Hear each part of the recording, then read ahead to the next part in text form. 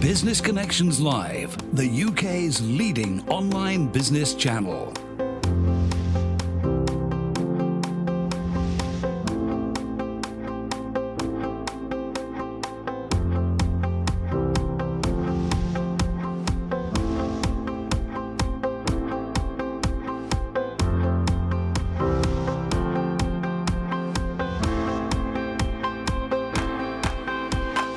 This is Business Connections Live with Steve Hyland.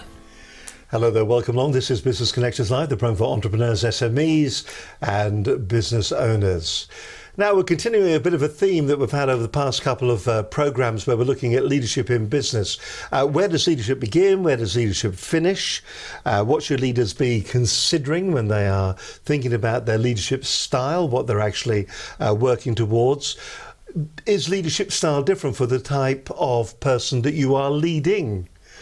Well, on today's show, we're going to be discussing leadership lessons, how to motivate a docker, for instance. Joining me in the studio is Hugo, international business coach, and also a PSA member, a public speaking member as well. So it's lovely to have you with us as well. Hugo, thank you for joining us on the program today. It's quite obvious you're Dutch. How obvious is that? It's the moment you open your mouth, it is obvious. Hugo, let's just talk a little bit about you, because you've got a company that's called Fluid, don't help me out, Fluid Business Coaching. Together with 3 business partners. So tell us a little bit about your background and how you got to where you are right now. So, well, first of all, thank you very much for inviting me here. It's great to be on the show. Obviously, I am Dutch. I won't hide it any longer. And my career started actually in the docks. So in the port of Rotterdam, I had dropped out of university. I was 18 years and I thought I knew it all. I didn't need any qualifications. Well, obviously I quickly realized that it might be useful. So I ended up working in the docks as a docker. I did summer work, and during the day I went to port school to learn how to plan transport. So in 1997, 20 years ago, actually August 1997, I started as a junior apprentice for a Swedish company in the port of Rotterdam, planning transports. So yeah, I was doing that all day, every day. And then I quickly realized I can do better than this. So I thought I'll share with the people around me that one day I'm going to be managing director. And so you shared it then, did you? Yeah, I thought let's mention to other people. You told it to anyone that would listen? Anybody. One day I'm going to be managing director. Well, I'm not sure what you think the response was, but also in the docs the response is, well, get back in line, mate. There's quite a long queue. There's 20 people in front of you, and they either have to die or retire for you to ever even come close to that position. And my managing director at the time actually, well, he thought about it, he heard about it, and he invited me to his office. So was this old managing director behind this big table. I'm not sure in those days if they were still smoking cigars, but he said, "So Hugo, you want my job?" And I said, no, of course not. I just wanted to share my ambition. And he said, well, one of the things you need is a qualification. So the same evening, and I think that is one of the lessons I learned that time, that once you know where you're going to, you will be motivated to do whatever you want to do. I saw Steve Peters speaking a couple of months ago, and he said, motivation always follows commitment. And I made the commitment that day I was going to get a qualification. So did sign up for Open University, got my qualification. And from there on, my career actually went very quick, because I got involved in different projects. And 10 years after I started, I was appointed managing director for the UK and Ireland. So in 2008, this Dutchman came to this lovely island. I had always dreamed of living on an island with beautiful weather. Well, obviously they lied about the weather, but it is a beautiful island. Well, it's an island. It is an island. So that bit I got right. So in 2008, I came to this country to head up a logistics organization for a Swedish paper company. And I think we will cover a few of the other things. When did you realise that those necessary skills? Because obviously we're talking about a different. Last week we talked about leadership and how to identify the different traits within people, but what we're talking about is about being a leader and the skills of being a leader. When did you realise that either A, you had the skills, or B, you didn't? When was that realisation? I think the fact that I was a leader, I knew that I was a good leader, because whenever organizations, when I did summer work somewhere, after a week they made me some sort of a supervisor. When I got involved in youth groups, they made me chairman. So in a way I thought, well, they must see something in me, but I had absolutely no idea what it was. Do you think then that perhaps maybe is what tends to happen a lot of the time, is that there you are, you're in a position of authority, you're in a position of leadership, and then what you're trying to do is you try to work your way back on that a teeny weeny bit to see if you can maybe pigeonhole it, to see why you're in that position? Well, honestly, when I was appointed managing director for the UK and Ireland, I didn't even know why. And I remember I met up with, I had a coach in Holland, so I started working with a coach here in the UK, and he asked me, it's my colleague now, Ray Moore, he asked me, so Hugo, why do you think they made you managing director? And I said, that's a good question. I said, well, I must have done something right, and I guess I have been lucky. And he said, so you think they made you managing director, a company, 12 million turnover, 60 employees, because of luck? And I said, well, that doesn't make sense. And that is actually where my journey began to understand about leadership. And I started reading books. I discovered audiobooks. I was driving 25,000 miles a year, so I could listen about a book a week. So over the years, I was, well, devouring these books on leadership from Stephen Covey, Robin Sharma, Dale Carnegie. And that is actually where things for me fell into place, because suddenly I started to understand what I had done right. So why did my teams perform better than any other team? Last week you were talking with Nick about profiling. I had never done any profile, but I realized that have a successful team, you need to have traits, different traits. If you're all good at one thing, well, that normally doesn't really work out well. But with what Nick was saying last week, it's that formalisation of looking for those different traits, isn't it? Do you think there are leaders out there who do not formally identify the traits, but subconsciously actually identify them and therefore employ the appropriate people and place them in the appropriate jobs within an organisation? Do you need to go through that formal way of identifying someone who is a blue, a yellow, a green, or a red? Well, I think it will help you understand your team better. Clearly, I had a very successful career by not knowing it.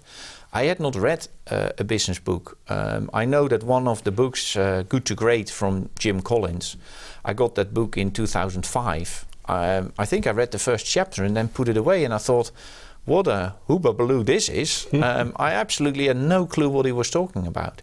And then a couple of years in, when I had developed my knowledge and understanding of leadership, and I read it again, I thought it was spot on.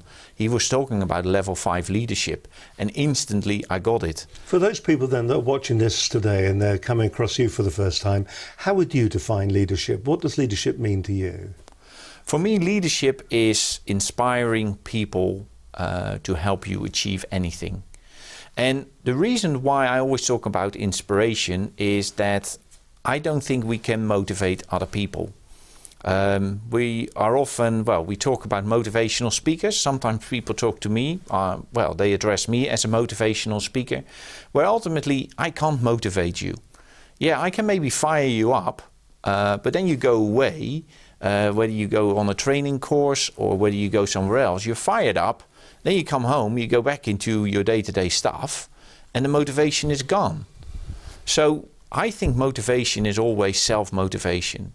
And that comes through inspiration. So I think a leadership shows you this is where you want to go. Well, this is what you need to do. My managing director at the time, when I was this young guy with these big dreams, he said, Hugo, it's great. If you want to become managing director, this is the path you need to go. And I was motivated to get there. So I had to motivate myself. And I think if we look at leadership, another key thing for me is it's not about the number of followers we have. So often we define great leaders about the number of followers. I think we should define great leaders by the number of followers they develop. Because I think ultimately it is not about us. I think leadership is about all the people that you work with. So that would be my definition of leadership. So it's not about you then, it's about them. It is not. I think the moment as a leader you start saying it is about me, I think that's where you lost the plot.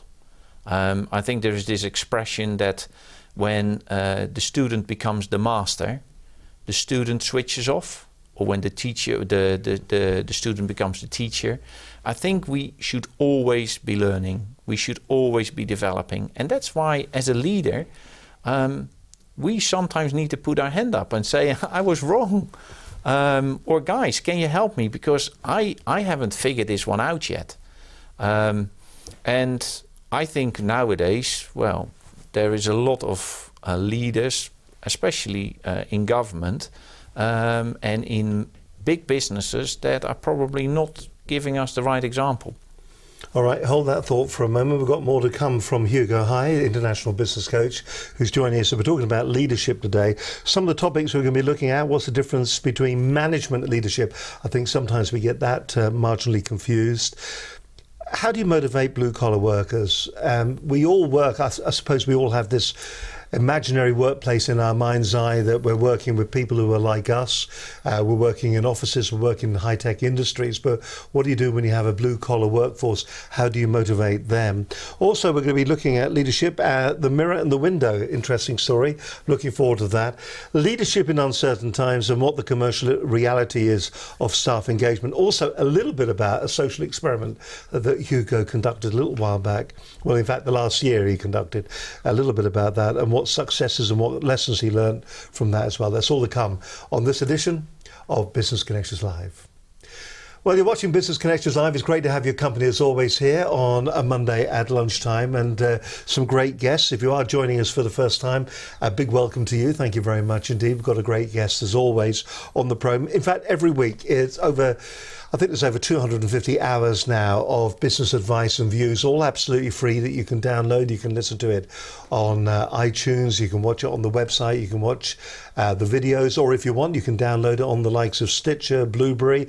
If you're in the States and you're watching it on Roku, thank you very much indeed as well for doing that. And there is no excuse for not getting great business advice on a weekly basis. And it cuts out, shall we say, all the reading of the books, because you get straight to the nuggets of great information with the guests that we have on the programme. We've got more from Nick in just, we've got more from Hugo in just a few moments' time. But let's look back at what happened on last week's edition of Business Connections Live. We had Nick Fewings, he's the CEO of Engagements, about why effective teamwork was vital to the success of every organisation. And as I said, really, we've got a bit of a theme running through a couple of the programmes at the moment, trying to improve that leadership. Leadership is intrinsic. We look around the world at the moment and we see maybe a lack of leadership in some cases. We look at America. Depending on what your political viewpoint is it working there? The leadership that they have in the States, is it not working? You look here at the UK. Depending on when you're watching this, of course, maybe she's not our Prime Minister at the moment, but currently Theresa May is the Prime Minister. Has she been perfect at her leadership skills? Did she get it right? Has she got it right? Or is she getting it terribly wrong? Or is she somewhere in between?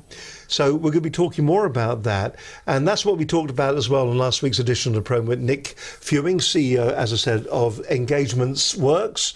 And just to give you a bit of a taste of what happened on that programme, here's Nick on last week's edition of Business Connections Live.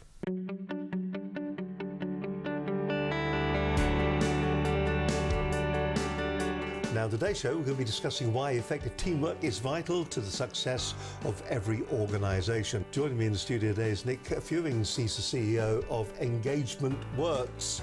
I think there's different styles. There's different styles of leadership, and you can be successful in different ways. Yes, Steve Jobs had a particular leadership style. If you look in the UK, there's Alan Sugar, who has got a totally different leadership style to Richard Branson.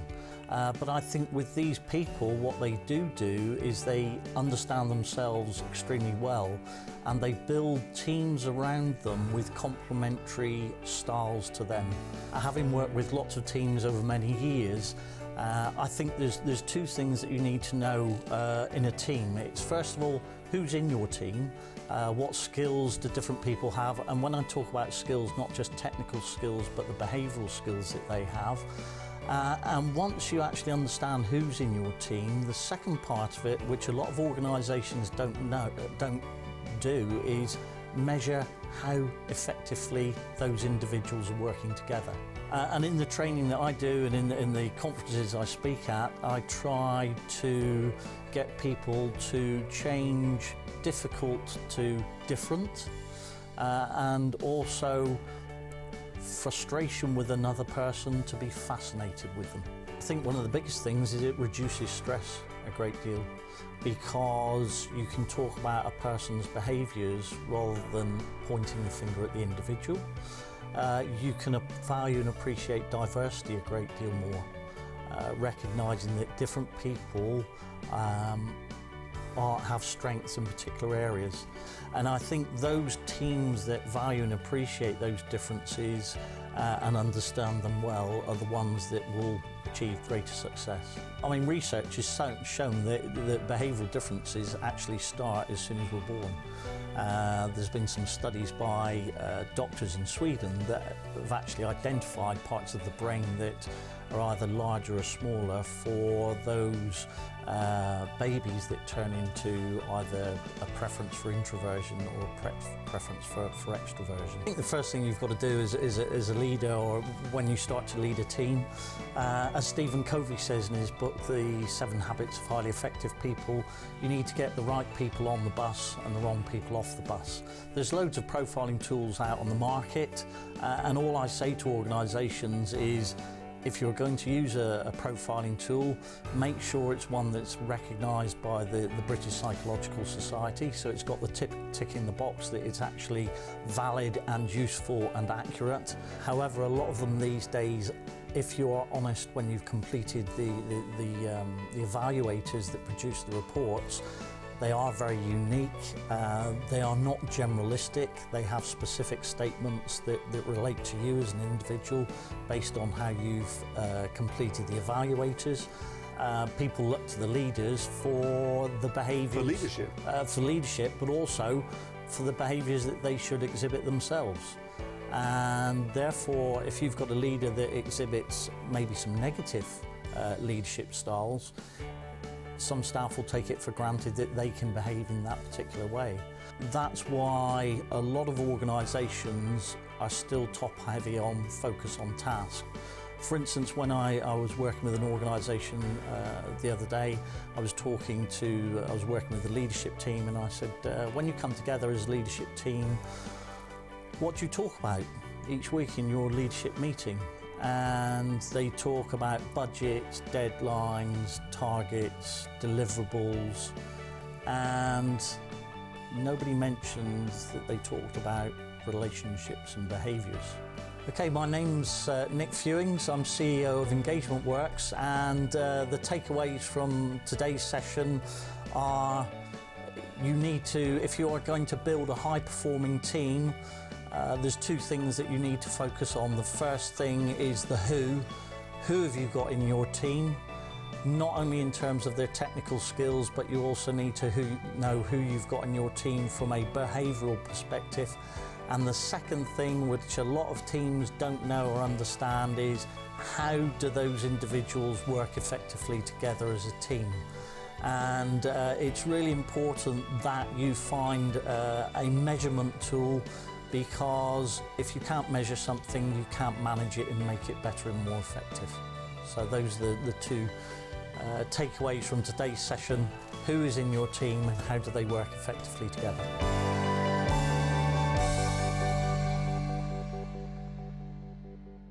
Nick Fewings there, CEO of Engagement Works, on last week's edition of Business Connections Live. And don't forget, if you think the program that you're watching right now it would be a great asset to your organization, what better way to get your business leadership message out to your workforce than maybe having your own TV program?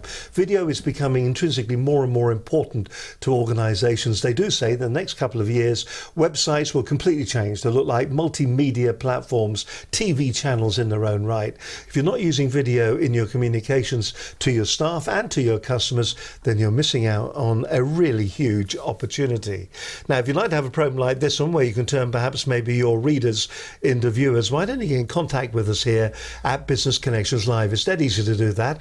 You can drop us an email to studio@businessconnectionslive.com. If you wish, though, what'd be even better, why don't you pick up the phone and give us a call on 01784 256 777. You can talk to either myself, Steve Highland, or to my colleague Linda Bazant to find out more about how you could have your own personalised, branded business TV show for your organisation. You can follow our stream of consciousness at BCL Business TV.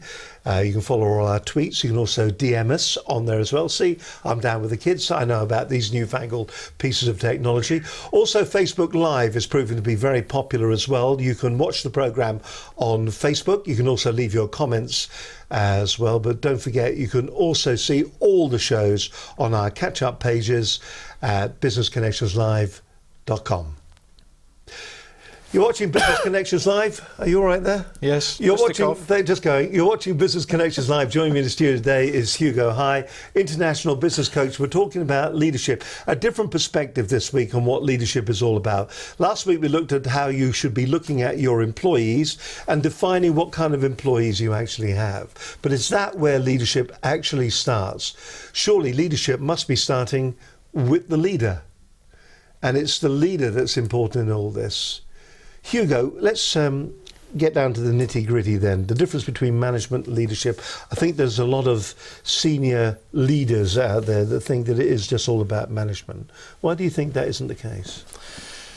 Well, I think there is a difference between management and leadership because, and that is my perspective on things in working with people, because whenever I ask my clients or when I ask audiences, do you like to manage people?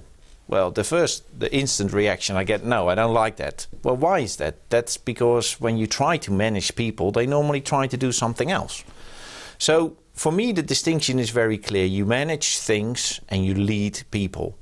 And the reason why there is a difference is that when we manage things, that can be projects, that can be processes, that can be our calendars, whatever it is, they normally don't respond. Where people, the difference between people and things is that people have an opinion. People have a voice. They always want to go the other way. And that's why I think it's important to make that distinction, because when you try to manage people, what happens is you're just treating them as things, and people don't like that. So for me, the key is to lead people. And whenever you engage people in the right way, as a leader, I think people can actually help you achieve much more. Because what we were talking about before, when we look at leadership, it is not about you. Whenever you think as a leader of the company, well, I need to do this, then I think you've lost the plot already, because it is about these people, because they need to do their stuff for you to do yours. And I've seen a lot of, I normally talk about leadership examples and warnings. So all around us we have warnings, people that we say, well, definitely don't want to do it like that. I think we have a few warnings at the moment. Mm-hmm. But I have also seen great leadership examples of people that I thought, that I saw in my career, that I thought, wow, apparently they are able to engage the people much more than others. Can I give you an example? Yeah, far away. When I had just started in Rotterdam as a freight forwarder, I remember one day the president from Sweden came to the terminal. And I never forget, he was not going straight to the boardroom, but he was just walking around the terminal. He came into the office and he shook my hand and he said, well, I haven't seen you here before. And I said, no, I'm new. And he was asking me about it, what I was doing, and he wished me all the best of luck. Well, I remember when he left the office, I phoned my dad. And I said, Dad, you don't guess who just shook my hand. And he said, who is it? Who is it? I said, it's the president from Sweden. He shook my hand. Now, later, when I became managing director, I saw the president regularly. It was his successor at the time. And, well, we went to the pub, we had dinner and stuff like that. But at the time, as a junior apprentice, to meet the president was a really big thing. Now, when his successor came around to my operation in the UK, I often said, why don't you go round? Why don't you just shake people's hands? And he said, why do they want to shake my hand? And I said, because you don't realize that you are the guy on the website. You are the guy in the magazine. You are distant. So if you want to have that connection with people, if you want to be a great leader, then you need to go down to them. You've probably heard about open door policy. Mm-hmm. So many people, leaders that I see and meet, CEOs, managing directors, they say, well, I have an open door policy. Well, what is that supposed to mean? I was on the first floor of my office in the UK. So in order to get to me, my door was always open, but in order to get to me, you had to go up 2 flights of stairs. Then you had to go through the reception. Then you had to go past my PA. Yes, my door was always open. But for a docker or a warehouse employee or somebody at the front office or at the reception to walk up those stairs, go through the reception, go past my PA, yeah, you can say my door is always open, but we realize you don't get very many visitors. No. I think in my 5 years, I had 1 or 2 guys that made that stretch. And that was even after I had tried to break down those barriers. So what do you do then about that? If you do have this kind of open management, this open leadership style, what can you do to resolve that? What could have you done to resolve it? Well, the best move the office. Well, I'll come to that as well. Or leave the office. Yeah, I think that is the first thing you need to do. Go downstairs. Go out. Go meet the people and be genuinely interested in what they're doing, their day-to-day stuff. Yes, it's great when they all come in fired up to work for your cause, but that might not be the first thing on their mind when they had an argument with their spouse in the morning, or when they're worried about the illness of their parents, or when they might not come in fired up for your cause. So the thing is, as a leader, and whether you're a CEO or a manager or whatever, I think you need to go down to the people to start with. Of course, the physical space makes an impact. So during my time in the UK, we were on, I think, 9 offices on 2 floors, and we went to an open plan office. And I was sitting in the corner of that office.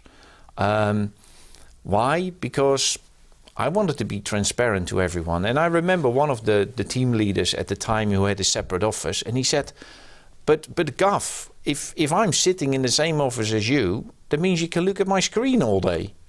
And I said, well, first of all, I'm not really interested in looking at your screen all day. I said, but the good thing is you can also look at my screen. And I think, again, it works both ways. But don't you think there are some elements where people would find that a bit of a threat to their authority? Because there are people that manage with authority, or, you know, it's the management by fear scenario, isn't it? You know, I am the managing director, so therefore you'll do as I tell you to do. And sometimes that is a style. Maybe not a successful style, but it's a style nevertheless that we do see in business, isn't it? And it's, I do leadership training as well. And of course, we're talking about different leadership styles. But what I will always say is it is our quality of leadership over style. What resistance do you get when you talk about this open style of leadership, this walking the shop floor, the meeting the employees? I mean, what kind of resistance do you get back from people who are of the traditional shut the door, I'm busy being the managing director or the CEO? What resistance do you get? Exactly what you just said. So it's people that say, yeah, but I have the authority. I'm the boss here. And I remember when I came into the UK, my predecessor had his own parking space closest to the office. So it had his registration number on it, and I think it even had his name on it. So after a week, I came at the terminal when he had retired, and they had replaced the sign for my name. So I asked who was responsible for that. Well, somebody in the workshop said, "Well, you're the managing director." I said, "So why am I supposed to have the space closest to the door?" And I said, "Well, because you're the boss." I said, "So who's the most important here on the terminal?" "Sure." Well, he said, "Surely it's you." I said, "Maybe not. I see our customers as the most important. So what I want you to do is change that plate for visitors or customers, because our customers should have the first parking spot close to the door, not the managing director. I can walk 10 extra meters through the rain." You know what's interesting about all of this? The positioning in your mind's eye of what the leader is. Now, my dad, you know, he's 94, God love him, and he was probably a blue-collar worker all his life.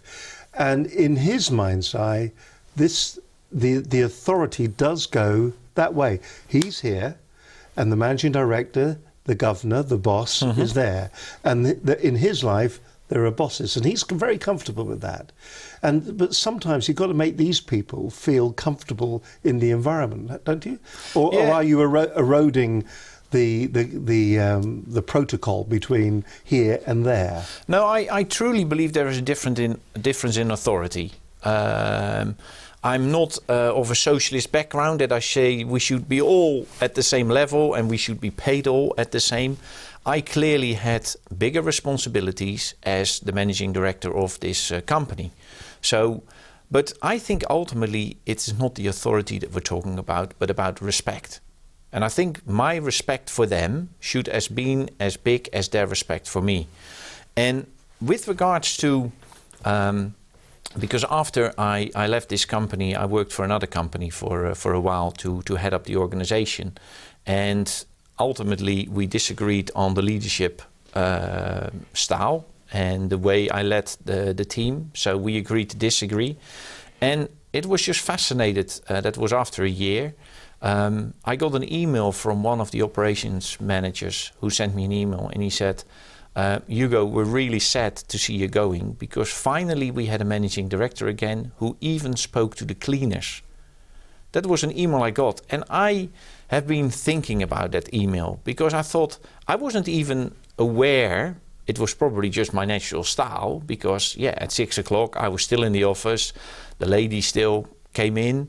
And she asked, "Can I clean your office?" And I said, "Yeah, go ahead." And while she was there, because it happened... You would chat? Yeah, you just have a chat. So what's your name? I'm Hugo. She says, "I know." I said, "What's your... Hugo, hi." She says, "I know." I said, "What's your name?" And we just had a chat. "How long have you been working here?" And after a couple of months, it really was like, well, any gossip? Because she was everywhere. And I think with regards to leadership, it is not putting ourselves down or whatever. I am the governor, and I am the managing director, or I am the CEO, which is absolutely fine. And there comes responsibilities with that title. But I don't think we are more. I don't think we are entitled to more in that respect, because ultimately we need everyone to take part in the company. And I think a great example that Nick was talking about, he was talking last week about that story about the janitor, that Kennedy asked him, "So what is it you're doing?" Well, first of all, I think Kennedy showed great leadership, the fact that he, as the president, was talking to the janitor. And we've got to point out, this was the janitor at Cape Canaveral, or yes, Cape, as it was then, and he asked the janitor, the man sweeping the floors, "What do you do here?" And he said, "Well, I'm helping to put a man on the moon." So it shows that the president, Kennedy, was already recognizing that he wanted to speak to the janitor, because I'm sure there were people around him saying, "Why don't you want to talk to him? He's only the janitor." Listen, hold that thought. Listen, more to come from Hugo High, International Business Coach. Still to come on this edition of Business Connections Live. Hope you're enjoying today's programme. Fascinating insight. And also just interesting to hear from your perspective as well, how your career has changed and the paths it's taken. Because obviously from what you've just said, sometimes it doesn't always work out if you take a different route or a different way. Listen, more from Hugo in just a few moments' time. Let's go back and to a previous programme that we've had here. Let's go back to Business Connections Live 168. We were looking at LinkedIn. This is LinkedIn changes in 2017. There's a number of changes that have been going on. Steve Mills is the prudent marketeer. He came in on the programme at the beginning of this year, the 6th of February, in fact. LinkedIn is one of the most important business-to-business tools to entrepreneurs and business owners. And we looked at what was new. Now, it has changed since then, but the fundamentals of what LinkedIn can bring to you and to your business, particularly if you are growing your network at the moment, is second to none. It was a cracking show, as always, with Steve Mills. He's a regular guest here on the programme. Just to remind you, here are the key takeaways from that edition of Business Connections Live. Yep, Steve Mills here, the Prudent Marketer from the Prudent Marketing Company. That's www.theprudentmarketer.com. My number one tip for you really on LinkedIn advertising or LinkedIn email marketing would be to do it. I know that sounds very simple, but you know, we don't know whether this is going to work for you or not. But you can try this with very little money, very little expertise, and we can give it a try. We can test it for just less than £100. So, you know, give it a go. Give LinkedIn email marketing a try. You probably need further information than you've picked up today, because you know time's a factor, and we want to do this as well as we can. So if you want to come along to one of my workshops, that'd be great. If you've not got time or you're not in this area, then you know, go to somebody's workshop, or even go to LinkedIn and ask them how to do this. You know, that's the way forward, and that's what's going to really help you to build what I'd call an additional income stream onto your business. Whatever you're doing now in terms of marketing, this is a new way of creating income and sales in your business. Great show as always with Steve Mills there, the Prudent Marketeer, and you can watch the entire programme if you go along to the website at businessconnectionslive.com. He was also talking about some great software. There's a couple of variations of it out there now, that once you drive people to your own website, you can actually see who's been on the website, who is visiting your website, and then go back and you can contact them directly. He is a big user of Infusionsoft as well. Now, Infusionsoft and any of these packages that we have at the moment that are collecting names and being interactive with the names, you're going to have to be a little bit careful. We've got the brand new General Data Protection regulations coming into place. They come into place May of next year. And if you are in a situation where you are collecting names, if you're giving out business cards, if you are marketing to people, they do say that if you're on LinkedIn, if somebody does respond to you, then you're probably entitled to market to them, but you just got to be careful with what you do with their names. Now, Linda Bazan is specialising in general data protection regulations here within the business. If you're worried about what GDPR could actually mean to your organisation, the BBC, for instance, wrote an article about it just a couple of weeks ago, asking the question, will GDPR bankrupt your business? You're going to have to be really careful about this. The fines are phenomenal. I think it's something like 3 times global turnover or 20% or whatever. It's 4 times global turnover, just been told, or a percentage of your annual turnover, whichever is greater. This is going to be very significant, particularly to internet marketeers. If you are collecting names, if you have got a database of customers and you are unaware at the moment of the implications, well, why don't you have a word with Linda? She'll sort of talk you through the top level of what it could mean, and maybe she can come out and she can talk to your organisation or to your business. If you'd like to contact Linda, you can get in touch with her here at Business Connections Live on 01784 256 777. That's 01784 256 777. Or you can visit her website at lindabazant.com, Linda Bazant, B-A-Z-A-N-T, lindabazant.com, or you can drop her an email to linda@lindabazant.com to find out more about the implications of GDPR, the General Data Protection Regulations, coming into force in May of next year. You're watching Business Connections Live. Great to have your company as always on a Monday afternoon. Joining me in the studio today is Hugo. Hi. International business coach. We're talking about leadership. Are you a good leader within your organisation? Do you walk the floor, the shop floor? Do you go out there? What about the different people within your organisation? It's all very well walking the offices, but when was the last time you went down to the shop floor and you saw the people down in the warehouse, your drivers who are taking your goods out to your distribution areas? When are you talking to your entire business, or are you talking to the people that you feel are similar to you? If you're the white collar worker, if you're walking around the office, if you're the CEO of your organisation, who do you talk to within your organisation? I think a lot of us will feel very comfortable walking around and talking to people who are like us. But everybody surely is like us just because they do a different kind of job. So how do you motivate those blue-collar workers? You were alluding to it there about Kennedy when he was talking to the janitor. But I mean, coming from the docking industry, I would imagine there would be a scale of difference between the people who are on the shop floor and the people that were in the management team. In the docks, we normally always talk about inside and outside. So we're not talking about high up or down here. It's always in and out. So the people in the office and the people out in the warehouse are on the key side. So, and that helps because that levels things. Well, doesn't it? It levels things, but it makes a separation. We like to separate things in life. We like to separate good and evil, and we makes separate. Me think of Mickey Flanagan about going out and then out. Out, yeah. But even when you're out, are you really out?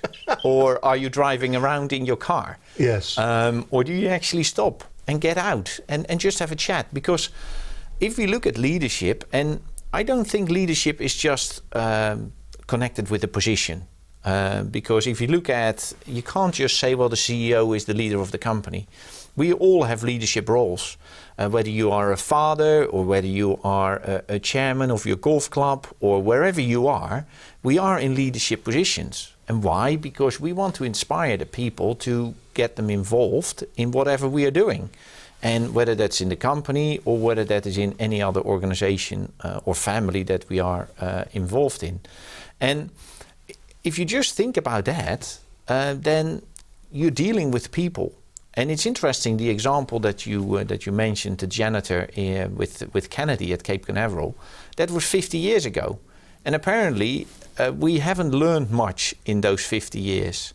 If you look at some of the classics in books, I think a great classic is How to Win Friends and Influence People by Dale Carnegie. It was written in 1928 or 1929.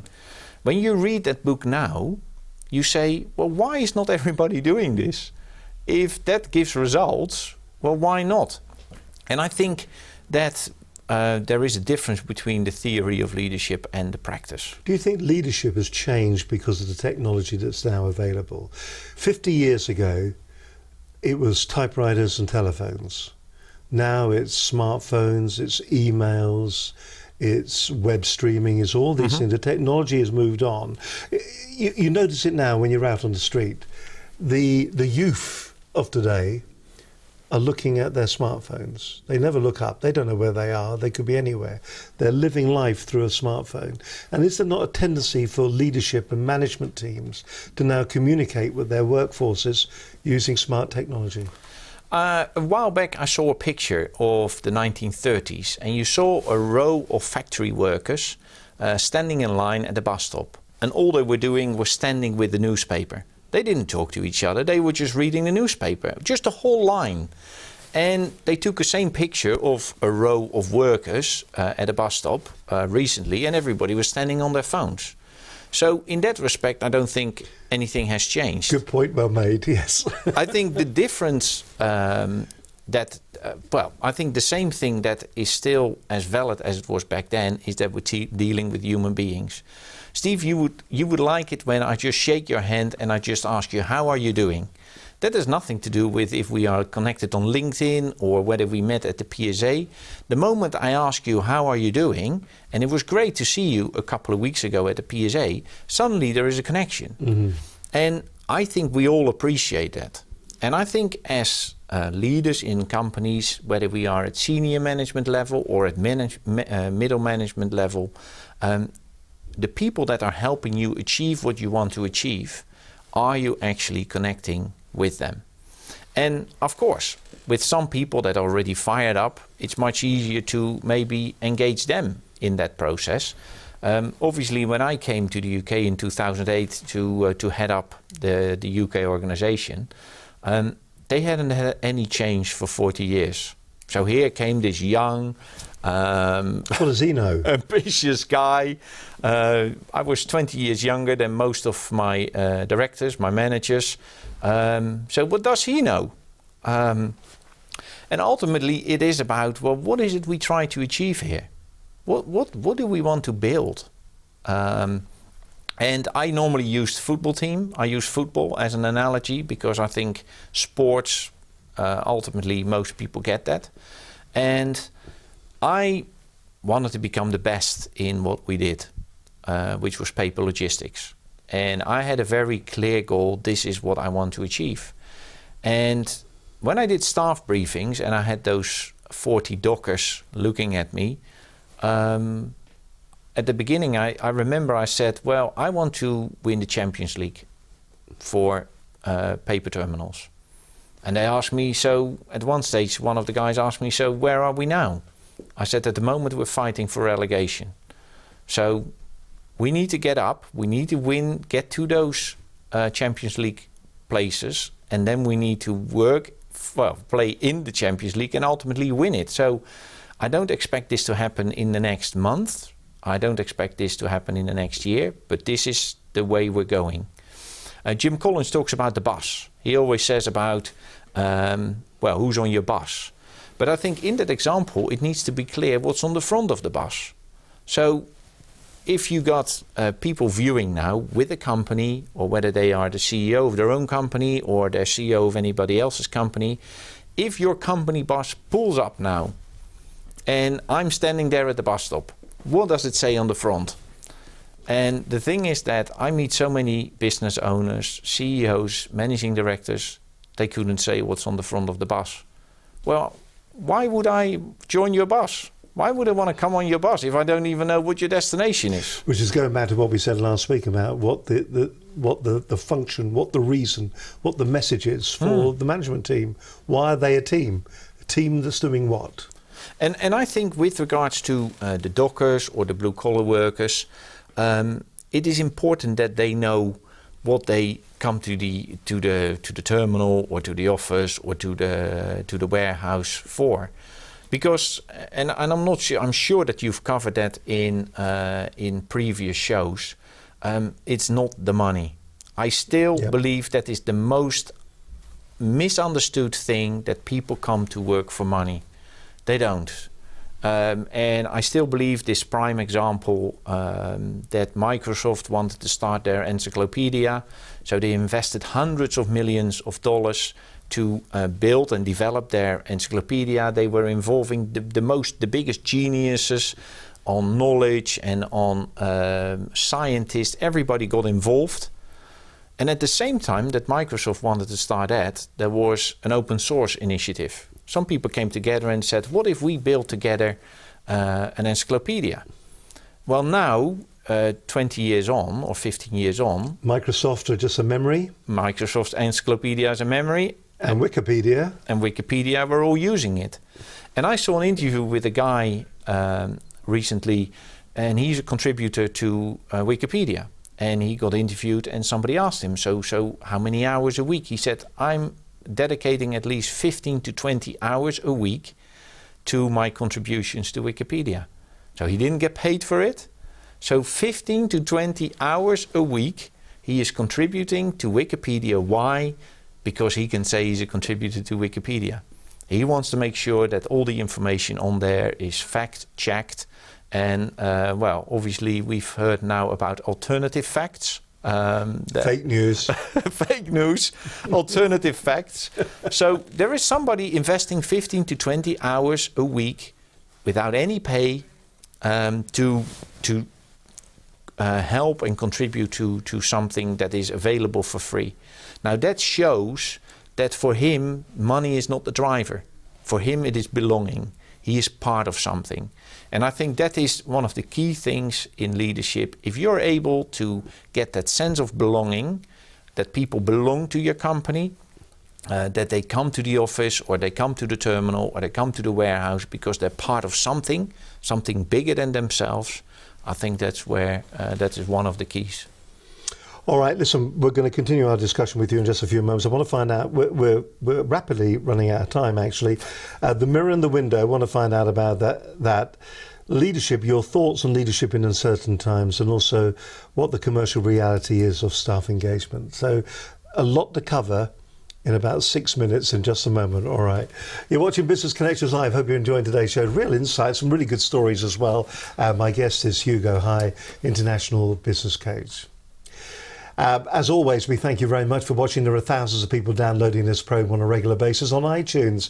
And can we just say thank you very much indeed for doing that? We really do appreciate it. If you do watch the program on iTunes, if you do download it, or if you're listening to it on one of the podcast sites or whatever, please do leave reviews for the program, because that helps us. The analytics on all of these different websites, they all work on recommendations. So for instance, if you watch the program on iTunes and you think it's been helpful to your business, if you leave a glowing 5-star review, then what will happen is that when somebody else is watching, shall we say, another business program, then what will happen is that iTunes will then recommend our business program for them to watch as well. It's dead easy to leave a recommendation. All you got to do is simply go along to iTunes. You'll find that on your machine, of course. Click and watch our program in iTunes itself, so you're now in the portal of iTunes. Find the tab that says ratings and reviews. Click on that. Dead easy to do, and that'll then take you down to here where it says write a review. Write something glowing. Say, Hugo High, what an incredible guy. I give him 5 stars. I found the information absolutely fantastic. And that recommendation will then go towards recommendations for the program in general to be recommended on to other business users and business owners. Now, we are getting thousands of downloads each and every month on iTunes, but we'd love more. The more the merrier is what we say. So if you enjoy the program, if you find it useful, then please do get in contact and leave a fantastic 5-star review with us on iTunes about Business Connections Live. You're watching Business Connections Live. It's great to have your company as always. A really cracking show today. We're talking about leadership. Last week we talked with Nick Fewing, CEO of Engagement Works. And we were looking at how you assess and how you look at the people who are working around you. Today we're looking at pure leadership, the skills, the abilities that you need within. And as I said, my guest is Hugo High. Hugo, a couple of topics. The mirror and the window. Leadership and the mirror and the window. It just intrigued me. It was an intriguing line. What does that mean? Is that another story? No, I can be short on this one. What happens so often is that when things go wrong, people look out of the window and they see, who can I blame? So and we see it in the newspapers nowadays, something is wrong, whether there's a fire somewhere or there's a plane crashing. The first thing we try to do is, who can we blame? Who can we go out and put this towards? Now, I think as a key of leadership, it's not about who can I blame. I think when things go wrong as a leader, I think it is you have to look in the mirror. As a leader, whether you are in a leadership position or whether you are, because this is about personal leadership as well. When something goes wrong in your life, it's very easy to look out of the window and say, can I blame the neighbors? Can I blame the government? Can I blame the Inland Revenue or whoever? We can always find somebody to blame. Yes, and yes. Yes, and yes. I think it's time then to look in the mirror and say, okay, what could I have done differently to prevent this? Or what do I need to learn from this situation? And I think as in business leadership, it's exactly the same. What do you do when things go right? What tends to happen is that leaders look in the mirror and say, wow, what am I great? And we just polish up our egos even more. I think that's the moment you need to move to the window and look outside and say, okay, who helped me achieve this? So we need to change around that when things go wrong, we look in the mirror and we say, what could I have done different? What do I learn from this? Instead of looking out of the mirror, who can I blame? And vice versa, when things go right, look out of the window and say, guys, thank you very much. Instead of looking in the window and thinking, what great am I? You know, I really like that. I think you see that so often in the press these days. Something happens and everybody's looking to blame somebody. And unfortunately, I think we live probably in a bit of a blame culture. When we look at the newspapers, we're always looking for somebody to blame. Well, I think it's time, especially part of leadership, it's to be proactive. It's to take ownership of your company, ownership of your life, ownership of your business, and say, okay, so what could I have done different as a leader? What advice would you give to people, because we do live in uncertain times? What about leadership in uncertain times? What advice would you give to leaders? Well, as you know, when I took over in 2008, it wasn't particularly a great year to take over a medium-sized organization. But despite the crisis, we had the 4 most successful years in the 40-year history of the company. And the main reason was because we had a very clear objective as a company. Like I said, we wanted to win the Champions League for paper terminals. We wanted to become the best in the world. So there was a clear vision. But also, I think everybody got involved in achieving that. I believe in empowering people. I believe in getting everyone included in trying to achieve what you want to achieve. So it's not about us and them. It is about us. Let's do this. Let us do this. And I remember that that is a little story. I remember with one of the dockers, because they knew that I had worked as a docker. So I had been working on the quay side, tallying, that was barrels of fruit juice at the time. So I had been out there in the rain, in the miserable weather. And I remember I had a chat with one of the dockers once, and he said, I said, well, I know I know how you feel. I've been there. And he said, Hugo, he said, yeah, sometimes it's good that you actually know where we've been, but sometimes it's also a bit of a pain because we can't pull the wool over your eyes because you actually been there and you've done it. I don't mean to say that we all need to go out in the rain, cleaning, etc., etc. But I think it is essential that we are able sometimes to go outside to see what is really happening. We're not better or worse. We often got these leadership positions and positions of authority. Why? Because maybe we have studied more, or we met the right people, or we took the right opportunities. But ultimately, it's everybody that we need. So have a clear vision, whether it's because uncertain times, we'll have them again.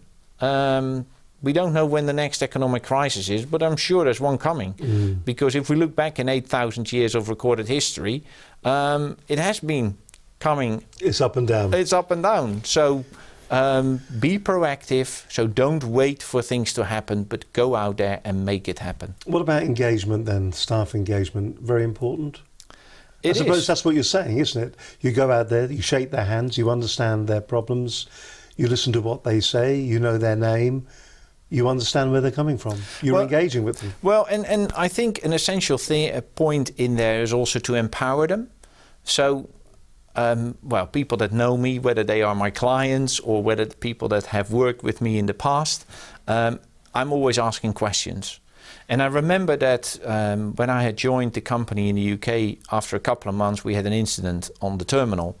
And the operations director came to me and he said, because he always called me young Hugo, Governor, young Hugo, what are we going to do about this? And I said, well, John, what do you think?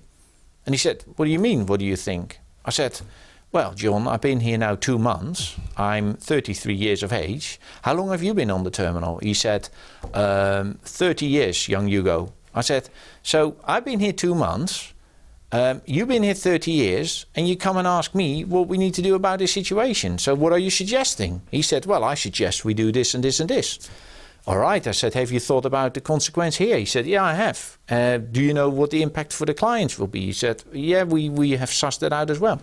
Then go away and do it. And it took me a couple of years. For some people, they took it on board straight away. But for some people, it really took a couple of years that whenever there was a problem, they came to me and they said, Hugo, this is the problem, this is the solution, and yes, we have thought about this and this and this. Sometimes I asked, well, have you thought about this? And otherwise, it was just go on and do it. So it is also trusting them that they're able to do that. And I think that is, again, an essential element of staff engagement, is that I trust you to do that. But the problem is that as leaders, as business owners, as CEOs, we don't want to let go because we think we are the greatest. Well, the moment you start thinking that I'm the greatest, then good luck, you're on your own. And with that, we practically come to the end of the programme. The key takeaways then, what are the key things that people need to remember from what you think, from what you've said today? I need to look straight down camera number 4, who you are, where you're from, and just remind us what the key takeaways are. My name is Hugo. Hi, I'm an international business coach and I do quite a bit of speaking on leadership. The key takeaways in being a great leader is, first of all, it is not about you. So make sure that you involve and engage the team around you. When things go wrong, look in the mirror and say, what could I have done differently? What do I need to develop? What do I need to do better? And when things go right, then look out of the window and praise your team, engage your team. And that also means that you need to connect with your team. So yes, your door might be open to everyone. Well, congratulations, that's a good first step, but make sure you walk out of that door yourself. Go meet, talk to the cleaner, talk to the lady in the canteen, have a chat with them, ask them what involves them, what is their contribution to the company, because only then you can really engage everyone. And when you engage everyone, that is actually where the magic happens. And leadership is often thought about fluffy stuff. Well, I have seen the commercial reality of good leadership. So develop as a leader and the bottom line will follow. Absolutely brilliant. Thank you ever so much for coming in today. It's been a real insight into leadership styles, and also where the responsibilities start and where they finish. It's been a fascinating insight. Last thing, we've got a couple of minutes, maybe a minute or so. You did a social media challenge, didn't you? And I did mention this at the very beginning. 365 days, 365 videos that were live streamed. Just tell us a little bit about that and what came out of it and what you learned. Well, I am a speaker and I position myself as such. So one of my fellow speakers in the PSA, or one of our fellow speakers in the PSA, Michel Poulard, a French speaker, challenged me and he said, Hugo, why don't you do a daily live stream for a whole year on Facebook? Well, at the time, Facebook Live didn't even exist. That was May last year. So May last year, I started on Periscope to do a daily dose of Dutch. So every day, I did 3 to 5 to 10 minutes on random topics. And well, this recent May, I completed my 365 daily doses of Dutch. And obviously, apart from the 65,000 views that I've had over the past year, the number of the business that I've generated through that as a speaker, as a coach, has made it very worthwhile. Of the 365 videos that you recorded, is the one that sticks out?